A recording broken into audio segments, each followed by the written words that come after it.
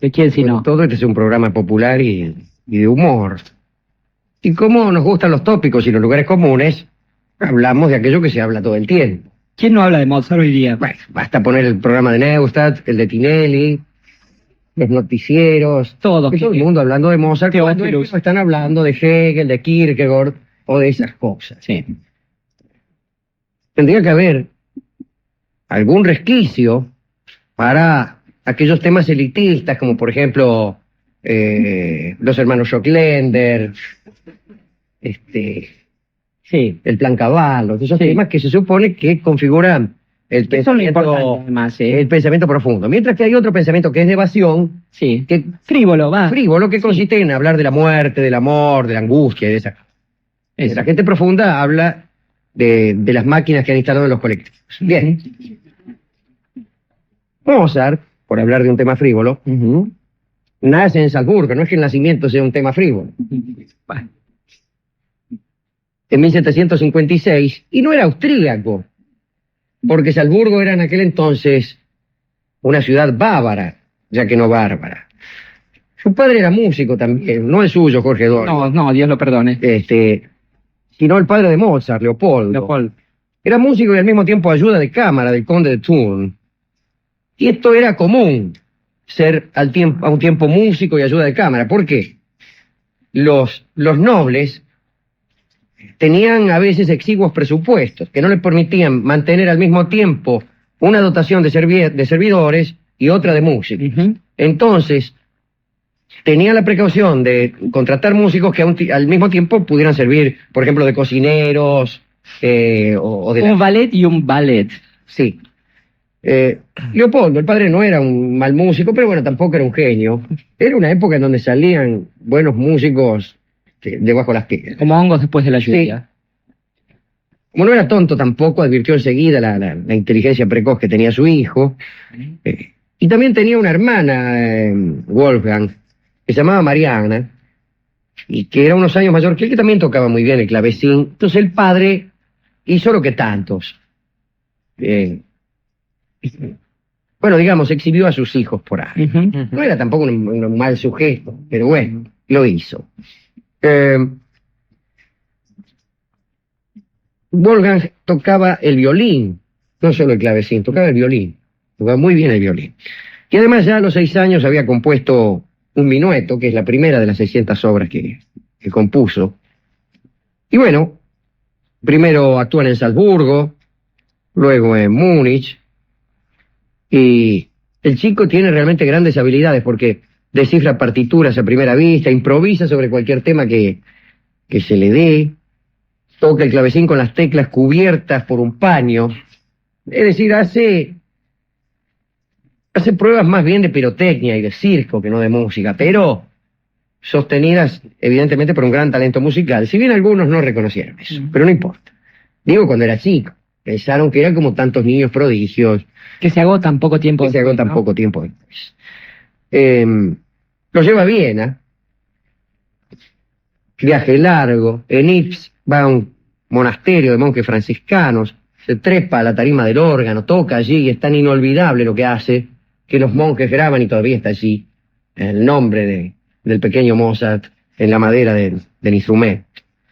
Y en Viena tocan en las casas nobles, mientras esperan ser recibidos por la emperatriz, María Teresa.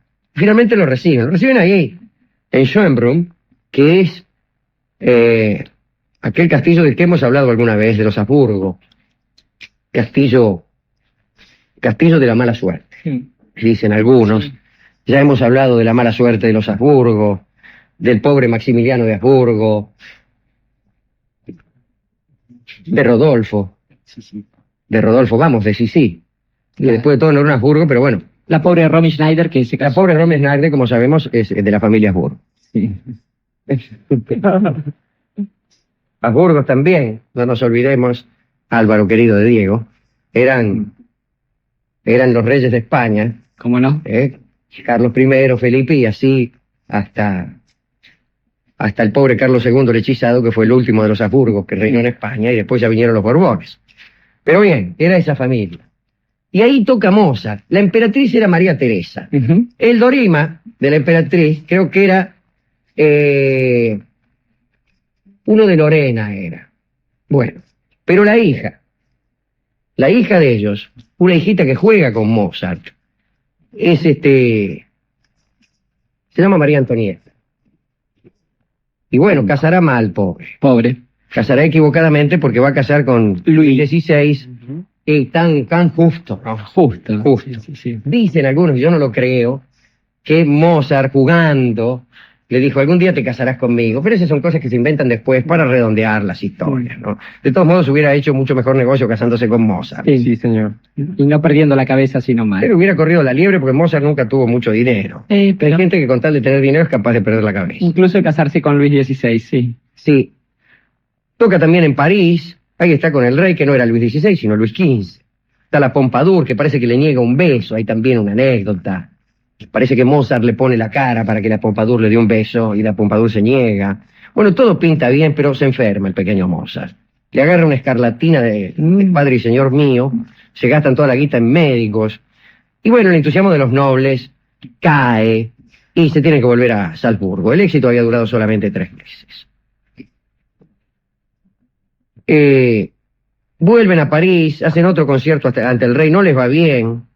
Estaban por ir a Versalles y hubo una muerte en la familia, se murió, vaya a saber, no me acuerdo quién. Y entonces se suspenden todos los conciertos, entonces van a Londres. En Londres les va muy bien, toca Mozart ante Jorge III, Dios libre y guarde. Allí descubre la ópera italiana, y conoce también a un señor que era soprano. Mira cómo un señor puede ser soprano. Bueno, mire. Bueno, de un modo muy doloroso. Sí. Hay que poner mucho empeño para eso. Le cuesta mucho a un hombre ser soprano. No era otro que Manzuoli, el famoso soprano Castrati, que, bueno, eran así como. Hemos hablado, los Castrati eran, pero una estirpe de cantantes muy considerable, dado que en cierta época las voces femeninas prácticamente estaban prohibidas. Sí, hemos hablado también, Alejandro, de otra cosa, y es que nosotros, incluso aquellos que amamos desde la sabiduría o desde la ignorancia la música, no sabremos jamás cómo era el registro que lograban los Castrati, porque solo se conserva un registro. Un registro, una grabación que es, creo que del año 1910. Muy pobre. Muy pobre técnicamente, pero además de un exponente bastante mediocre de aquella raza. Sirpe, sí. Y descubre el piano. Estamos hablando de Mozart como si fuera un artista consumado y tenía 8 años el tipo. Bueno, a los 10 vuelve a Salzburgo, el arzobispo de Salzburgo le encarga un oratorio a componer en 8 días y se pone a mirar cómo lo compone. Claro, porque tiene miedo que suceda lo que en tantas casas, que cuando a un niño de 8 años le encargan un oratorio, ¿quién lo compone? El padre. Le ayudan los deberes. Confiesen ahora a aquellos padres que están escuchando el programa, a cuyos hijos les han encargado un oratorio. Lo ayudó. Seguramente le ayudan ustedes, no lo nieguen. Y después pretenden que uno crea que el oratorio lo compone el nene. Algunos maestros después no se lo aceptan porque es demasiado... No, Está demasiado bien hecho. Bueno, en estos tiempos que corren, donde la educación va al paso del más lerdo, No es eso es una verdadera desgracia. Sí. Tener demasiadas luces. No es poco frecuente que los maestros desconfíen de algún talento de cualquier niño, dado que Pero están sí, ante el acostumbrados. exiguo del propio, desconfían de la gente. Yo he tenido ocasión de conversar con alumnos de las universidades que deben luchar, entre otras muchas cosas, contra, digamos, el espíritu cerril de algunos maestros. Pero sí, vamos. Bueno, pero bueno, Dejémoslo ahí. dejemos ahí esto que no es el punto, estamos hablando del pobre Mozart. Escribe algunas óperas, La Finta Semplice, que es un fracaso. Después escribe una ópera cómica que se llama Bastiani y Bastiana, que tiene algún éxito. Va a Italia, triunfo musical, pero guita no hay. Nunca ganó mucha guita, pobre Mozart. Conozco. Y ahí sucede aquella anécdota que todos conocen, todos los que compran los cuadernos Histonio, y leen las carátulas donde está la vida de Mozart, con eso, y conocen solo esta anécdota, que es la que está ahí. Es cuando asiste durante Semana Santa a la Capilla Sixtina para oír el Miserere de Allegri, que no es una plaza, por cierto.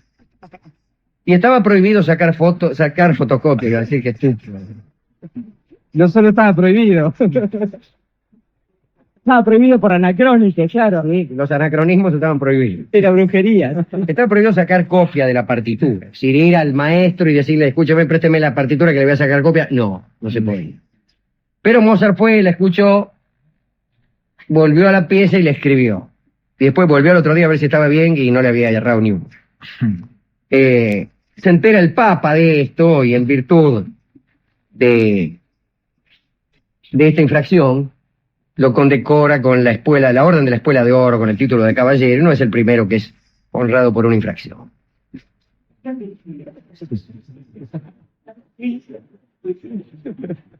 Escribe, mire, una ópera que yo no conozco, y que fue un éxito, se llama Mitrídates, rey del Ponto.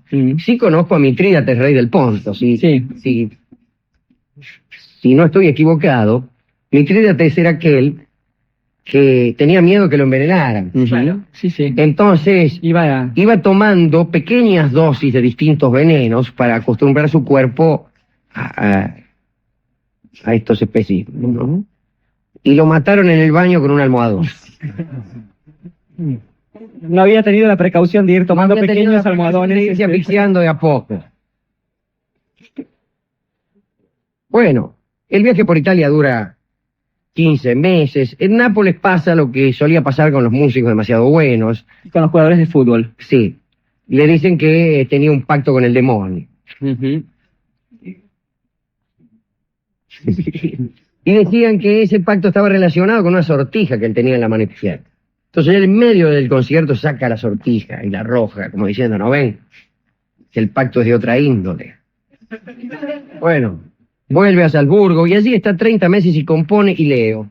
Lista de composiciones. 11 conciertos, una fiesta teatral, 5 serenatas, 12 divertimentos, 5 marchas, 2 sinfonías, 4 arias, un recitativo, una escena dramática, un trío, 8 sonatas de iglesia, 5 misas, un kyrie, 2 letanías, un gradual y un ofertorio para 2 coros, que es más de lo que han compuesto muchos en toda su vida. Sin que yo haga aquí una defensa de la cantidad, ¿no? De la cantidad. No es necesario ser demasiado prolífico. Y algunos artistas que yo conozco tienen esa superstición. Creen, por ejemplo, que escribir mucho es escribir bien. No, ni tampoco la superstición contraria. Bueno, tiene ahí unos líos, anda de gira con la vieja, se muere la vieja, qué sé yo, y conoce a un cantante que se llama Weber, digámoslo bien, que canta y tiene además 2 hermanas. Cantar y tener dos hermanas no es tan mal. La mayor Aloysia, de 17, que es la que le gusta a él, naturalmente.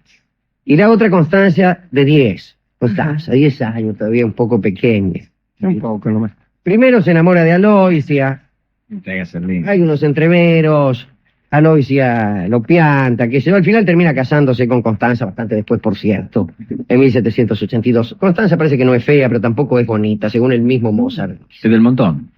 Pero es una buena esposa, realmente. Nace el primer chico, que muere poco después. Y ahí es donde Mozart conoce a Salieri. Y aquí detengámonos en esa película llamada Amadeus. Dios lo perdone, a mí la forma, sí. Donde, bueno, parece Salieri como si Salieri fuera un cretino. Antonio Salieri. Y Mozart otro. Sí. Era un gran músico, Salieri. Por sí, de lo mejor. Verdaderamente un gran músico. Y no era tonto, a tal punto no era tonto, que era de los que mejor percibían el talento de Mozart. Esa es la historia Pound Elliot, por ejemplo, ¿no? Hay gente que trata de ver esa... Thomas Tierney Elliot. Un tipo que se da cuenta que es tan gran artista como para darse cuenta del genio de otro. Que no es pequeña genialidad la de advertir el genio ajeno. No solo se requiere inteligencia para eso, sino a veces grandeza de espíritu. Generosidad, Alejandro, sí. Uno que ha observado mucho por la ventana esta cosa del movimiento de los artistas y cómo se interrelacionan entre ellos, puede dar fe de que más generosidad se encuentra en los grandes que en los poligrisios. Es mucho más fácil obtener una caricia espiritual de los grandes artistas que de los pequeños y mezquinos mercaderes. pero es totalmente así. Bueno, y aparece Salieri así. Las obras de Salieri le gustan mucho al público y también a la corte. Mozart triunfa, se hace amigo de Haydn, el emperador lo aclama, va a París, compone el casamiento de Fígaro, ¿no? Las bodas de Fígaro, que es un ataque contra la aristocracia. El emperador prohíbe en principio la representación. Esto era una obra de Beaumarchais. El emperador prohibió la representación y Mozart lo fue a buscar a Lorenzo da Ponte Guidi Nazionale, y le encargó que hiciera un libreto. Y ahí sale Las bodas de Fígaro, ¿no? La estrenan en Praga, después la estrenan en Viena, a pesar de que los partidarios de la ópera italiana no la querían dejar estrenar, etc. Bueno, y ahí viene el asunto. Una noche parece que se le presenta un tipo, un insólito encargo de un desconocido. Parece que tropezó con él en un portal, era un tipo alto, escuálido, de grave voz. Le entregó una carta, y en esa carta una persona que al parecer quería permanecer ignorada, le encarga la composición de una misa de requiem, precio 50 ducados, y así. Hacía poco había conocido a un muchacho, un joven de 17 años, organista del príncipe arzobispo de Colonia. Se llamaba Luisito Beethoven. Y junto con este señor Vieden, estaba componiendo la flauta mágica, y en ese momento le aparece el flaco este que le encarga un requiem. En la película también hay una cosa misteriosa. ¿Quién era este? Nos hacen sospechar de que se trataba de Salieri. Bueno, no hay tal misterio. El mensajero era el mayordomo del conde de Balzac de Stupach, que quería conmemorar el aniversario de la muerte de la mujer. Y quería hacer pasar la obra como si fuera de él. Ese era el encargo. Pero resulta que Mozart, con tanto laburo como tiene, le habían encargado también la clemencia de Tito, de Ernesto, digamos. De Tito, el emperador romano que saqueó Jerusalén. Sí. Seguía trabajando en la flauta y en el requiem, y está agotado. Y se le mete en la cabeza la idea de que el requiem lo está escribiendo para él. Dice, este requiem, dice, es para mí, qué sé yo, me siento mal. En algunas cartas dice que presiente la muerte. Estrena la flauta mágica, es un gran éxito. Está obsesionado con esa idea. Su salud se deteriora. Y un 5 de diciembre del 91 muere Mozart. Lo ve la Constanza, llora muchísimo y se desata una tempestad, pero impresionante. De modo tal que el día del entierro, algunos amigos empiezan a acompañar el cadáver, pero ante la nieve y ante la sellisca y ante el viento lo van abandonando, y el cadáver llega solo al cementerio, ya lo saben ustedes. No, es verdad. Sí, llega con el tipo, maneja el carro. No solo, claro. Sí. Vamos. Muchachos. Parece Milo Forman, Y cuando Constanza, pocos días después, va a visitar la tumba, se encuentra con que el cuerpo había sido depositado en la fosa común, y lo cierto es que no se sabe dónde demonios está el cuerpo de Mozart.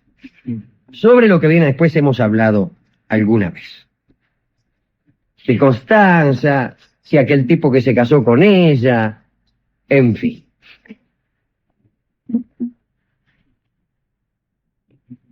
Me propongo dedicar esta pequeña recordación de Mozart hoy. Pobre Mozart, que fue un mozo que nunca ganó dinero, que estuvo siempre con líos de guita.